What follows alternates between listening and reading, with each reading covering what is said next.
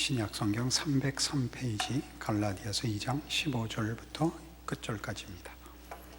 우리는 본래 유대인이요 이방 죄인이 아니로되 사람이 의롭게 되는 것은 율법의 행위로 말미암음이 아니요 오직 예수 그리스도를 믿음으로 말미암는 줄 알므로 우리도 그리스도 예수를 믿나니 이는 우리가 율법의 행위로서가 아니고 그리스도를 믿음으로써 의롭다함을 얻으려 함이라. 율법의 행위로서는 의롭다함을 얻을 육체가 없느니라. 만일 우리가 그리스도 안에서 의롭게 되려 하다가 죄인으로 드러나면 그리스도께서 죄를 짓게 하는 자냐? 결코 그럴 수 없느니라. 만일 내가 헐었던 것을 다시 세우면 내가 나를 범법한 자로 만드는 것이라. 내가 율법으로 말미암아 율법에 대하여 죽었나니 이는 하나님에 대하여 살려 함이라. 내가 그리스도와 함께 십자가에 못 박혔나니 그런즉 이제는 내가 사는 것이 아니요 오직 내 안에 그리스도께서 사시는 것이라. 이제 내가 육체 가운데 사는 것은 나를 사랑하사 나를 위하여 자기 자신을 버리신 하나님의 아들을 믿는 믿음 안에서 사는 것이라. 내가 하나님의 은혜를 패하지 아니하노니 만일 의롭게 되는 것이 율법으로 말미암으면 그리스도께서 헛되이 죽으셨느니라.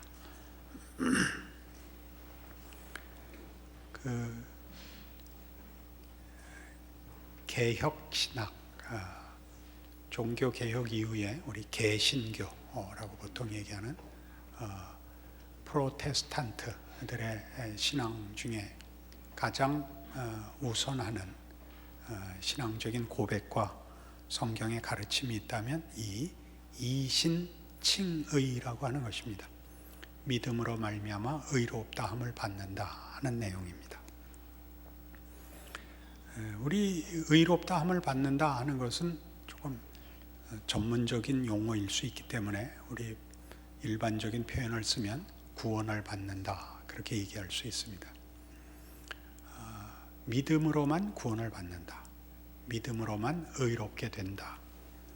의롭게 되는 것의 중요성은 하나님이 거룩하신 분이기 때문에 의롭지 않고는 하나님과 정상적인 관계를 맺을 수 없고, 정상적인 관계를 맺을 수 없다는 것은 곧 하나님의 심판 아래 있게 되는 것을 말합니다. 그래서 한국교회에서도 전통적으로 강조한 예수 믿으면 천당 가고 믿지 않으면 지옥 형벌을 받는다라는 표현 속에 잘 나타나 있습니다. 이 표현은 기독교 복음을 가장 분명하게 그리고 가장 단호하게 표현한 것일 것입니다만은, 그러나 기독교 신앙의 모든 내용을 담고 있는 것은 아닙니다. 가장 시급한 것을 담고 있죠. 우선 믿고 봐야 됩니다. 그건 사실입니다. 그러나 지금 갈라디아에서 다시 다루고 있는 이신칭의는 우리 보통 얘기하는 구원, 보통 얘기하는 천당에 관한 얘기는 아닙니다. 갈라디아서에서 얘기하려는 가장 중요한 복음과 구원 또는 기독교 신앙 실천에 관한 얘기는 우리의 구원이 무엇을 목적하느냐라고 얘기할 수 있습니다.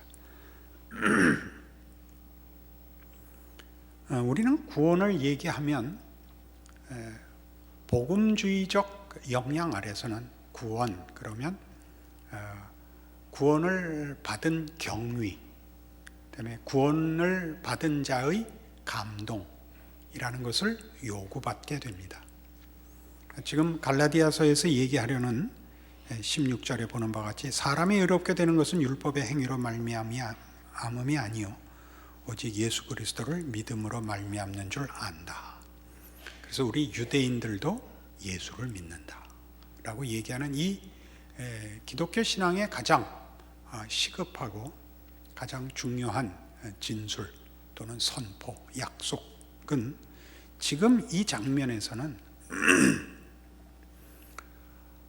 하나님께서 우리를 어떻게 간섭하셔서 지옥 형벌을 면하고 영생 복락을 누리게 했는가에 초점이 있는 것이 아니다 말입니다. 그것은 전혀 어떤 목적으로 여기서는 쓰여져 있느냐 하면 우리는 그리스도로 말미암아 구원을 얻었다. 그리스도로 말미암아 하나님의 자녀가 됐다 하는데 초점이 있습니다. 그것이 천국으로 이어지는 것이 아니라 우리가 가진 자질, 우리가 가진 개성, 우리의 다른 모든 조건들과 차이들은 여기서는 문제 삼는 필요가 없다. 예수로 말미암아 이 자리에 들어온 것이기 때문에 여기 들어온 자는 다 누구나 나 예수 믿어서 하나님의 자녀가 됐다라고 얘기해야지, 그 전엔 내가 어떤 존재였는가를 논하는 것은 여기서는 지금 초점이 아니다, 그 얘기입니다. 우리는 구원을 논하기만 하면 어떻게 왔는가, 왜 왔는가, 얼마나 감동스러웠는가로 너무 쉽게 들어가는 그런 시대에 속해 있습니다. 구원을 논하면 눈물이 나야 되고 감격해야 되고 할 말이 있어야 되는 그런 때 이 갈라디아서에서의 지금 논점은 그 감동, 그 경위가 아니라 하나님이 왜 예수를 보내어 당신을 구원했느냐에 전 초점이 기울어져 있는 겁니다. 그러니까 어떻게 왔느냐가 아니라 예수를 보내어 왜 구원을 했느냐, 전혀 여기에 관점이 있는데, 복음주의적으로 얘기를 하자면 우리를 죄와 사망에서 구원하여 복받게 하려고 불렀다. 그건 조금은 너무 한쪽만 설명하는 것입니다. 이제 좀 더 한 설명을 해야 됩니다. 갈라디아서의 관심은 어디 있는가 이거죠. 그래서 우리 잘 아는 내가 율법으로 말미암아 율법에 대하여 죽었나니 이는 하나님에 대하여 살려 함이라 라는 19절 말씀 같이 예수 그리스도로 말미암는 구원이 우리의 부름받기 이전의 옛 배경, 다름, 무슨 차이들을 견주자는 데 있지 않고 그 모든 것을 다 논외로 치는 예수 그리스도만 있으면 그 전을 따지고 비교할 필요가 없는 하나님의 부르심이라는 데 우리의 초점을 끌어당기고 있다, 이 얘기입니다. 그러니까 예를 들면 하나님께서 이스라엘 백성을 불렀을 때 그들에게 율법을 주시면서, 특별히 십계명을 주시면서 첫 요구가 이겁니다. 나 외에 다른 신을 너희에게 두지 마라. 그러면 이 하나님의 이스라엘을 향한 요구는 너희를 부른 이유는 나만을 섬기게 하기 위한 것이다. 전 초점이 있는 것이지, 우리가 누구였는데 이 부름을 받았는가는 여기에서는 논점이 아니다, 이겁니다. 왜 이걸 얘기해야 되는가? 부르신 자의 목적과 뜻이라는 것을 성경이 가르치는 대로 초점을 맞추지 못하면 우리는 우리의 구별과 차이에 초점을 가져가게 되고 교회 안에 분열이 일어나더라, 그겁니다. 갈라디아서의 얘기는 예수를 믿어 같이 하나님의 자녀가 됐는데 할례 문제로 일어난 싸움을 인하여 이 글을 쓰게 된 것입니다. 왜 그 싸움은 일어났느냐? 우리가 원래는 유대인이었다, 너희는 이방인이었다, 이 싸움이거든요. 그러니 사도 바울이 이 문제를 다루는 아주 중요한 논점은, 또 그 기준은 너희가 무엇을 위하여 부름을 받았는가 놓고 왜 어디 출신이냐를 따지느냐, 이 얘기입니다. 우리 이해하기 좋게 해보죠. 군대 간 것과 같습니다. 여러분이 군인으로 부름을 받을 때 어떤 기준에 의해서 부름을 군인이 됐을 겁니다. 말하자면 신체 조건이 좋고 애국심이 있어야 된다라는 최소한의 조건이 있을 것입니다. 근데 그 문제를 신체 조건이 좋고 애국심이 있고가 아니라 그 부른 모병의 주인이 누구를 보내서 군사들을 불렀다면 보낸 자, 그 군사를 부르기 위하여 보낸 자의 선택 기준이 무엇이냐에 전 초점이 가야 됩니다. 근데 그 전 초점이 부른 자가 당신의 은혜와 사랑으로 우리를 불렀다고 말함으로써 우리에게 조건이 있지 않다고 얘기하는 것이 기독교 구원에서 그리스도와 그의 십자가의 위치입니다. 그런데 우리는 지금 전 초점이 어디 있느냐 하면, 나를 부르신 이가 은혜로 불렀지만 그 전에 나는 누구였는가를 가지고 서로 경쟁하고 비교하고 비난하게 되는 사례가 언제나 반복해서 일어난다는 사실이죠. 예수를 보내어 하나님이 그의 군사를 불렀다고 칩시다. 그러면 우리를 군사로 불러 예수가 나를 하나님의 군사로 보냈다, 그거면 다지. 너 어디 출신이냐, 어디까지 배웠느냐는 거기에서는 아무런 관심사일 필요가 없는데, 당장 갈라디아서에서 따지는 것 같이 할례라는 문제가 등장을 했단 말입니다. 무엇 때문에 등장했다고요? 한쪽은 유대인이고 한쪽은 이방인이라는 사실 때문에 이 싸움이 벌어졌는데, 양쪽 다 예수 그리스도에 의해서 하나님의 자녀가 되었음에도 불구하고 부르신 하나님, 이스라엘을 불러 너희는 나 외에 다른 신을 두지 마라 라는 명령에 순종하도록 부름받은 부름을 놓고, 우리는 이스라엘 백성이라서 부름을 받았다, 그리고 이방인을 향하여 너희는 이방인이기 때문에 부름을 받지 못했다를 가지고 자기 정체성을 확인하느라고 시간을 보낸다면 그건 신앙일 수 없죠. 부르신 하나님의 뜻과도 전혀 일치하지 않는 것이 됩니다. 그러니까 교회 공동체, 신앙 공동체라는 것은 우리가 예수 그리스도로 말미암아 부름을 받았기 때문에 너는 어떻게 왔느냐, 너는 원래 뭐였느냐라는 얘기를 우리가 개인적으로 간증할 수 있지만, 그것이 아차 하는 순간에 예수 그리스도 안에서 우리를 부르신 이가 뭘 하려고 하느냐라는 것을 대신하는 내용으로 나는 어떻게 왔다, 나는 원래 어떤 사람이었다라가 그 자리를 대신한다면 큰일 난다, 그 얘기입니다. 내가 전한 복음 외에 다른 어떤 복음을 전하는 자가 있으면 저주를 받아라, 그 얘기가 뭔지 아십니까? 예수를 보내어 하나님이 우리를 그의 자녀로 불러서 뭘 하시겠다는 거냐를 묻지 않는다면 저주를 받아라, 그 얘기입니다.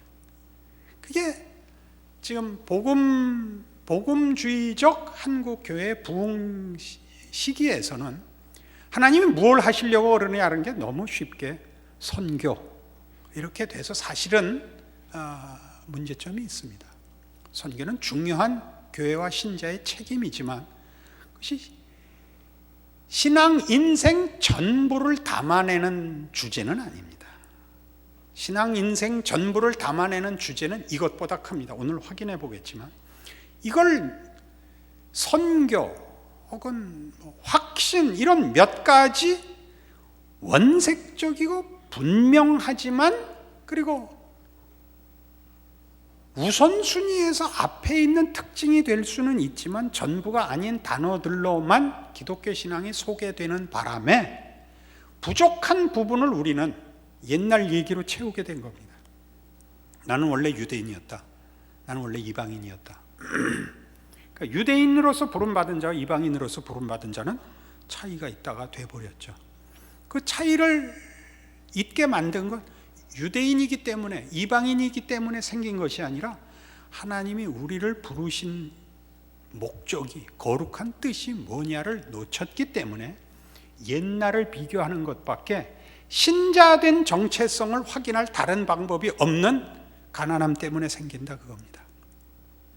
그래서 우리가 예수를 믿고 하나님의 자녀가 됐다는 사실은 우리에게 뭘 요구하느냐 하면, 나에게 기독교인의 자질이 있느냐 없느냐라는 생내적인 각 개인의 성장이나 존재의 배경을 비교하는 문제가 아니라, 예수 안에서 조건 없이 부르신 이가 뭘 하려고 하신다, 그 조건 없이가 우리에게 아무것도 요구하지 않는다라는 데만 초점이 있는 것이 아니라 하나님이 하시려는 일의 내용과 힘과 방법을 예수 안에서 주어 부른 것이다 라는 데로 끌려가야 됩니다. 그러니까 예수로 말미암아 하나님의 자녀가 됐다는 것으로 그 전에 있었던 모든 것을 무시하고 예수로 말미암아 주어진 어떤 것, 하나님이 예수로 우리를 구원하였다는 것은 은혜로 부른 것인데, 은혜란 나에게 조건과 자격을 묻지 않는 것이라는 은혜만 있는 것이 아니라 우리가 만들어낼 수 없는 것을 예수 안에서 만들어내기로 작정하신 하나님의 능력도 우리에게 말하고 있는 것입니다. 그게 뭐냐? 이 얘기를 해야죠. 그건 같은 갈라디아서 5장 6절에 이렇게 나옵니다.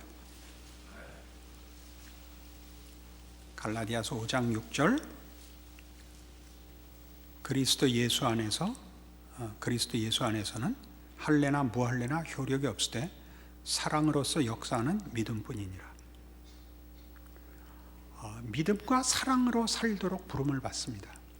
믿음과 사랑으로 살도록 부름을 받았다는 것은 원래 갖고 있던 능력과 개인적 특성이 방향이 없고 목적이 없었는데 예수로 말미암아 우리의 생내적인 어떤 자질을 하나님을 위하여 쓰도록 부름을 받았다는 뜻이 아니고, 생내적으로 갖고 있는 것으로는 하나님을 섬기고 화목하고 하나님의 뜻을 이룰 아무것도 없는 자를 예수로 말미암아 하나님의 거룩한 백성이 되게 하고 사랑케 하고 믿음으로 살게 하는 자리로 불렀다는 뜻입니다. 우리는 더 이상 예전의 나를 가지고 신앙 문제를 왈가왈부할 수 없습니다. 예수를 믿으시면 여러분은 신앙생활을 하는 문제에 있어서 여러분은 필요 충분 조건을 다 가지고 있는 것입니다. 여러분, 필요한 조건도 갖고 계시고 충분한 조건도 갖고 계십니다. 여기에 우리가 만일 생내적인 성격의 어떤 진지함이나 열정이나 혹은 지식이나 논리성이나 어떤 재치나 어떤 특별한 재능을 갖고 있다는 것은 여기에 어떤 수를 놓는 것에 불과하지 본질적인 것에 차이를 만드는 일은 전혀 없습니다. 여러분이 무식한 생내적인 조건 속에서 기독교인이 되면 그 무식함이 여러분에게 단순한 아름다움과 무게를 줄 것입니다. 여러분이 유식한 조건 속에서 예수를 믿었으면 여러분의 예수 믿는 것이 또 논리적이고 또 명쾌하게 설명되는 일로 치장될 것일지언정, 무식함과 유식함이라는 것이 신앙 문제에 있어서 근본적인 차이를, 본질적인 차이를 어떤 우열의 비교도 낳을 수 없습니다. 왜 이걸 강조해야 되느냐? 이런 이유 때문입니다. 다시 오늘의 본문에 돌아오셔서, 그래서 우리는 지금 이 갈라디아서에서 제일 유명한 구절이 있다면 2장 20절이죠. 내가 그리스도와 함께 십자가에 못 박혔나니 그런즉 이제는 내가 사는 것이 아니오 오직 내 안에 그리스도께서 사시는 것이라. 이 가장 중요한 고백이죠. 그것이 이 20절을 이해하는데 가장 중요한 것은 뭐냐면 19절입니다. 19절은 내가 율법으로 말미암아 율법에 대하여 죽었나니 이는 하나님에 대하여 살려 함이랍니다. 율법에 대하여 죽었다는 것은 더 이상 내 능력과 내 의지에 근거하여 무엇을 만들어내는 세계로부터 하나님이 목적하시고 하나님이 이루시려는 하나님의 방법과 수단과 내용과 목적으로 부름을 받아서 하나님께 위임하고 사는 자리로 부름을 받았다를 아는 것입니다. 그리스도 안에서 사는 것입니다. 우리는 종종 이 20절을 이런 걸로 자주 이용합니다. 앞에서 16절을 논하면서 이신칭의가 예수로만 의롭게 된다는 것이 부흥주의적 분위기 속에서는 감동적인 회심, 감동적인 결단이랑 자꾸 연결되듯이 이 2장 20절이 마치 내가 그렇게 다 살아내지는 못하지만 그러나 내가 믿음 안에서 나 자신의 신앙을 다시 한번 확인하노라, 이런 약간 감상적인 자기 확인법으로 많이 쓰입니다. 내가 지금 비록 만족스러울 만큼 하나님의 자녀로 살지 못하고 현실이 그렇지 못하지만, 즉 나도 하나님의 자녀다운 충분한 순종을 못 드리고 또 하나님께서도 내게 충분한 그런 환경의 개선을 주지 않지만 내가 믿음 안에서 이걸 견디고 오늘도 믿음을 놓지 않겠노라라는 감상적인 어떤 그 비장한 신앙 고백으로 제일 자주 쓰입니다. 이렇게 쓰는 것 나무르려고 그러는 것이 아닙니다. 그러나 이렇게 가면 오늘 본문이 하려는 얘기는 빠지기 때문에 그렇습니다. 오늘 본문이 하려는 얘기는 뭐냐면 19절에 있는 바와 같이 이제는 내가 나의 주인이 아니다죠. 나는 나를 부르신 이가 주인이라서 그에게 순종하는 삶을 살겠다 이거죠. 그에게 순종하는 삶을 살려고 하는데 현실은 어디냐 하면 천국이 아니고 세상이더라 이거예요. 내가 하나님을 주인으로 모시도록 부름을 받았으나 내 몸은 아직 육체 안에 있고 세상 가운데 있더라 이거죠. 그래서 끊임없이 새 주인을 섬기고 사는 일을 보이는 세상이 나를 시험하고 유혹하고 위협하는 속에 있지만 그러나 나는 보이는 것에 굴복하지 않겠노라 그 고백입니다. 그게 아니냐 이렇게 얘기하시겠지만 보이는 세상이 우리에게 미혹과 시험과 또 위협을 던지는 이 내용들은 뭐냐면 우리에게 네가 하나님을 새 주인으로 삼고 그의 자녀가 됐으면 하나님이 주인인 증거를 보여라 하는 세상적인 요구는 결국은 하나님이 목적하시는 믿음으로 살고 사랑으로 살고 거룩을 향하여 산다는 것과는 비교할 수 없는 다른 것입니다. 물질적인 확인, 육체적인 확인으로부터 영적인 거룩으로 부름을 받아 어떤 조건과 환경 속에서도 하나님을 주인으로 섬기고 사는 자의 이 순종이라는 싸움을 또는 훈련을 하나님이 우리의 현실에 요구하고 있다는 것을 안다면 우리가 지금 육체 안에 산다는 것에 대하여 우리는 아무런 불평도 또는 의심도 가질 필요 없다 이렇게 얘기하는 거죠. 하나님께서 우리를 예수 안에서 불렀다는 뜻이 갖는 아주 큰 위력은 지금 내가 육체 안에 있고 보이는 세상 가운데서 당하는 모든 보이는 시험과 위협들을 극복하는 힘으로 부름을 받았다는 뜻입니다. 세상이 우리를 괴롭힐 수 있고 세상이 우리를 흔들 수는 있지만 세상이 우리의 주인이 될 수는 없습니다. 어디에서 그것이 생겼느냐? 예수 안에서 생겼습니다. 우리는 이것을 적극적으로 이기지 못하기 때문에 이 본문을 자기에게 적용하는 것을 다 망설입니다. 내가 과연 육체 가운데 살지만 나를 사랑하사 나를 위하여 자기 자신을 버리신 하나님의 아들을 믿는 믿음 안에서 산다라고 정말 고백할 수 있느냐라는 문제에 다 이렇게 선뜻 대답을 못합니다. 왜요? 그러면 우리는 아무 고통도 없고 의심도 없어야 승리한 것이라고 생각하기 때문입니다. 다시 할까요? 우리는 믿음의 승리가 고민이 없는 것이라고 생각하고 있습니다. 그렇지 않습니다. 잘 지은 집은 바람이 안 불면 안 넘어지는 집일 수는 없습니다. 잘 지은 증거는 태풍이 불어도 흔들림이 없는 것이 잘 지은 집입니다.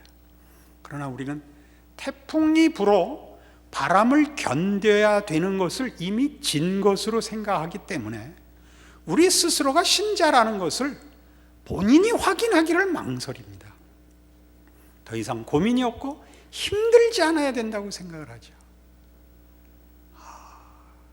그런 사람이 있을까요? 그런 사람은 없습니다. 날이 추운데 땀이 나는 사람은 없습니다. 그건 거짓말입니다. 그러나 추운 것과 추위에 항복하는 것과는 얘기가 다릅니다. 세상의 위협과 시험 속에 있는 것과 거기에 지는 것은 다릅니다. 근데 공격이 묘해서 우리는 다 뭐라고 생각하냐면 항복하지 않고 있으면서도 우리가 졌다고 생각을 하죠. 졌다고 생각을 하죠. 그러니까 여러분, 자주 하는 예지만, 여러분 이렇게 3일 저녁에 여기까지 오셨습니다. 오늘은 얼마나 많은 유혹이 있는 날입니까? 축구도 하고 야구도 하고, 갑자기 날도 추워진 날입니다. 물론 대부분 다 축구나 야구에 관심 없는 분들이 주를 이루고 있는 것도 사실이지만 남성 성가대는 그렇지 않습니다. 이거 얼마나 큰 유혹을 안 견디고 오는 것은, 만일 그런 사람이 있다면 고민할 지능이 없어서 그런 겁니다. 고민할 지능이 있으면 그냥 쉽게 에이 이렇게는 안 됩니다. 생각하지 않고 올 수는 없습니다. 스쳐 지나가는 법이고 망설이기도 합니다. 전철이 옛날식으로 하면 버스가 5분 내로 오면 교회 가고, 인천으로 가는 버스가 먼저 오면 내가 야구 보러 간다. 이런 식의 우리 결정을 내린 적도 한두 번이 아닙니다. 그러나 그 갈등마저도 우리가 누구인가를 나타내는 귀한 증거들입니다, 사실은. 그래서 이 성경이 얘기하는 것은 우리는 육체 가운데 있습니다. 시련 속에 있고 시험 속에 있습니다. 그러나 그 시련과 시험이 하나님의 자녀로 사는 문제는 절대 손해보는 조건이 아니라는 사실을 압니다. 예수 안에서 구원을 받습니다. 예수는 우리를 구원하기 위해 죽으시는 겁니다. 죽음 안에도 부활의 승리가 있다는 걸 아는 자로서 믿음을 지키는 것입니다.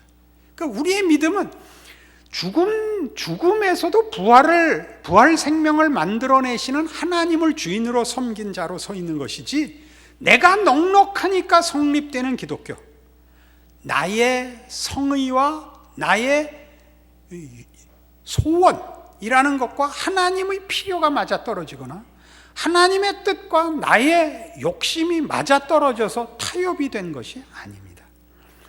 전혀 하나님이 거룩으로 우리를 부르시고 하나님의 기뻐하심으로 우리를 부르사 우리로 그 하나님의 기쁘신 뜻에 우리를 합당케 하기 위하여 예수 안에서 부른 자들인 것입니다. 그래서 우리는 우리의 육체 가운데서 늘 이 일을 확인합니다. 예수께서 나를 구원하기 위하여 십자가를 지고 죽으셨다는 사실을, 그리고 그의 부활 생명으로 내가 하나님의 자녀된 믿음을 지키며 하나님을 아버지로 주인으로 섬기고 산다는 사실을 확인하는 것입니다. 그래서 뭘 해야 되느냐? 사랑하고 믿으셔야 됩니다. 믿음 생활을 하십시오. 믿음 생활을. 그러니까 교회 공동체에 모이고 신앙이라는 이름으로 산다는 것이 사랑하고 믿기 위하여 허락된 것이라는 걸 늘 잊지 마십시오. 다른 데 여러분의 신앙의 관심과 초점을 빼앗기지 마십시오. 특히 이 시련 속에 있고 고민하고 갈등해야 된다는 것 때문에 자신을 과소평가하지 마십시오. 자신을 과소평가하는 것은 우리를 부르신 이가 우리를 예수 그리스도의 십자가로 불렀다는 사실을 과소평가하는 것입니다. 그리고 예수 그리스도의 십자가로 우리를 불렀다는 것은 그 이전에 내가 누구였느냐, 그 생내적인 또는 성장에서의 나의 배경과 세상에서의 조건이 무엇이었느냐와 비교할 수 없는 조건으로 부름을 받았다는 것을 기억하는 것입니다. 여러분이 얼마나 대단한 존재인가를 기억하신다면 오늘의 이 말씀은 여러분에게 늘 힘이 될 것입니다. 맞다 라는 무릎을 치고 아멘 할 일이 여러분의 삶의 그 고민과 갈등의 현장에 매일 반복되실 겁니다. 그러나 놓치면 의심하는 것으로 패배자로 생각하고 망설이는 것으로 나는 아니다라는 시험에 빠지실 것입니다. 그렇지 않습니다. 그렇지 않습니다. 여러분, 각 개인을 위하여 하나님이 그의 아들을 보내시고 십자가 안에서 부르셨다는 사실이 갖는 힘을 누리시고 여러분의 육체 안에서 세상 가운데서 하나님을 주인으로 사는 이 일을 막을 자 없노라 고백하시는, 승리하시는 여러분 되시기를 바랍니다. 기도하십시다.